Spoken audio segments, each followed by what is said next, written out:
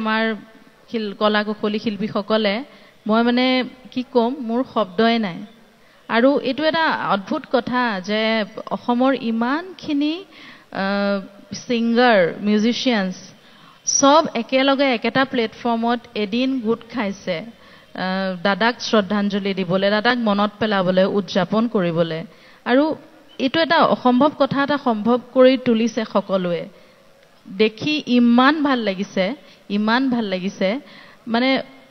এইটো সঁচা যে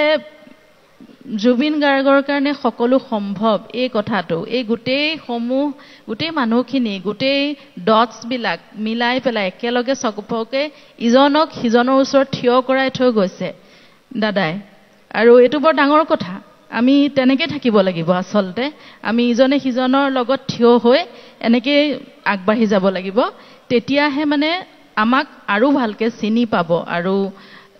সেইটোৱে কথাটো যে আমি একেলগে থাকিব লাগিব আগবাঢ়ি যাব লাগিব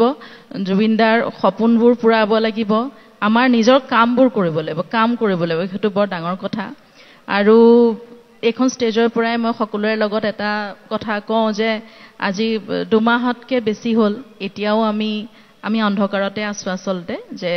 দাদাৰ কি হৈছিল 19 ছেপ্টেম্বৰ সেইটো আমি এতিয়ালৈকে গম নাপাওঁ আমি আশা ৰাখিছো অতি সোনকালে আমি কথাখিনি গম পাম আৰু আমি আস্থা ৰাখিছো ন্যায় ব্যৱস্থাৰ ওপৰত ইনভেষ্টিগেটিং টিমৰ ওপৰত মুখ্যমন্ত্ৰী মহোদয়ৰ ওপৰত আৰু আমি সত্যটো জানিবলৈ বিচাৰিছো আমি আশাবাদী আমি সত্যটো জানিম সাকে আৰু ন্যায় পাম দাদাই ন্যায় পাব সেইটোৱে মই এই মঞ্চৰ পৰা ক'ব বিচাৰিছো আৰু আজি মোৰ সৰু ছোৱালীজনীয়ে গান গায়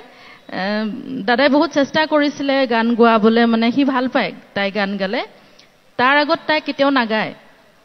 এনে আৰু মোমাইক ভাগিনীয়কৰ সি চেষ্টা কৰি থাকে তাই নাগায় কিন্তু দাদাই খুব বিচাৰিছিলে তাই গান গালে ভাল পায় তাই সেইকাৰণে আজি ইয়াত গান এটা গাব গান মামাই ভাল পায় কাৰণে গাব ভুল হ'ব হয়তো আপোনালোকে বৰ দুখ সুখ নধৰিব আৰু সৰু ছোৱালী বুলি উৎসাহিত কৰিব অকমান ধন্যবাদ আৰু গোটেই শিল্পী কলা কুশলী আমাৰ গোটেই ইয়াত যিমানখিনি অৰ্গেনাইজাৰ্ছ সকলোৱে ইমান নিজৰ ফালৰ পৰা কৰিছে সকলোকে মই বহুত ধন্যবাদ জনাইছো থ্যাংক ইউ